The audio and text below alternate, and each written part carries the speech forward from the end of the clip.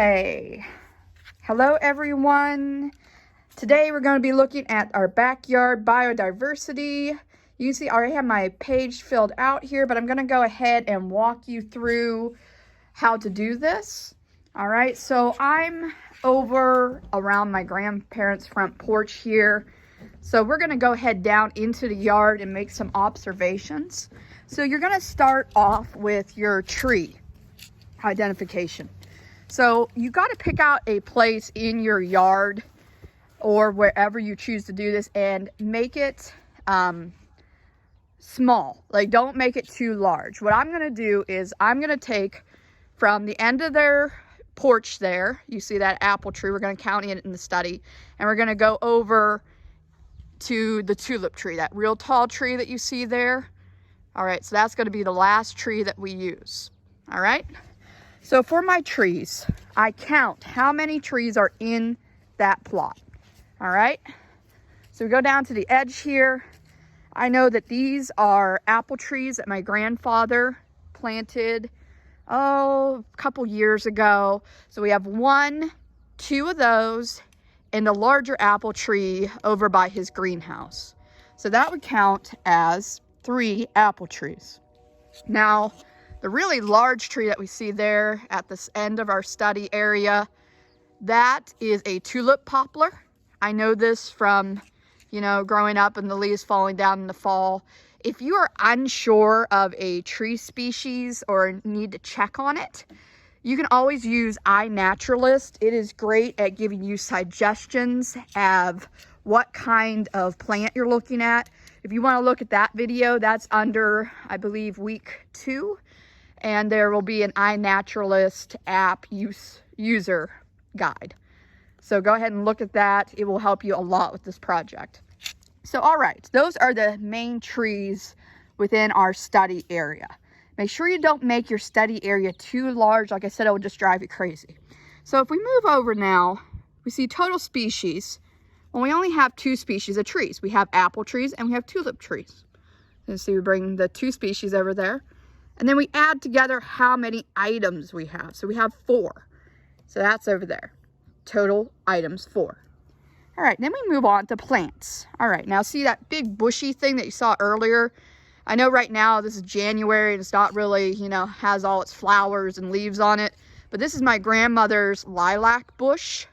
So in the springtime, it has really beautiful purple flowers on it around Easter time. And it's really, as you can see, a thick bush that takes up a lot of space.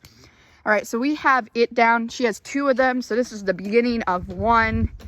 And then over here where the study ends, this is the start of the second one.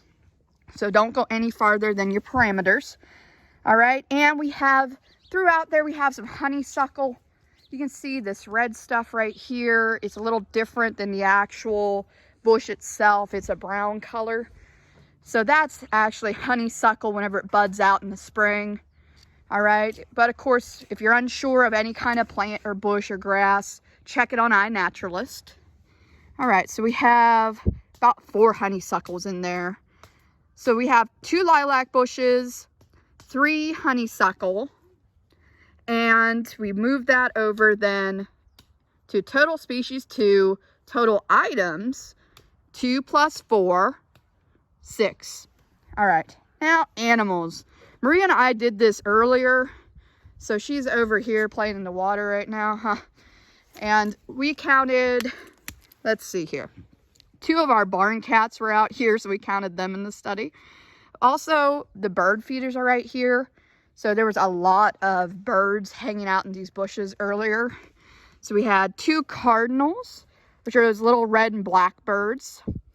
Then a blue jay, which is the blue big birds.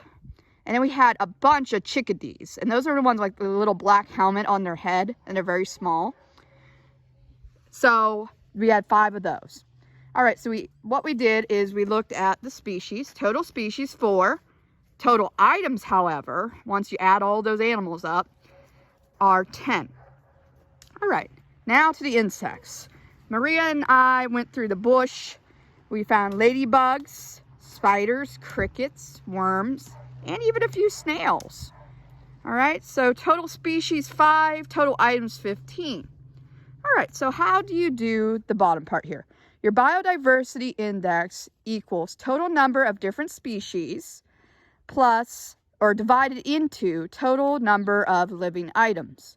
So what you're going to do is you're going to total out all your different species. So add up your total species. So 2 plus 2 plus 4 plus 2 or 5 total species on the bottom there. There's the barn cats. All right. So we got 13. Do the same with your total number of living items. Add up your total number of items for every column. So add together 4 plus 6 plus 10 plus 15. So we got 35. So what we do then is we divide 13 into 34.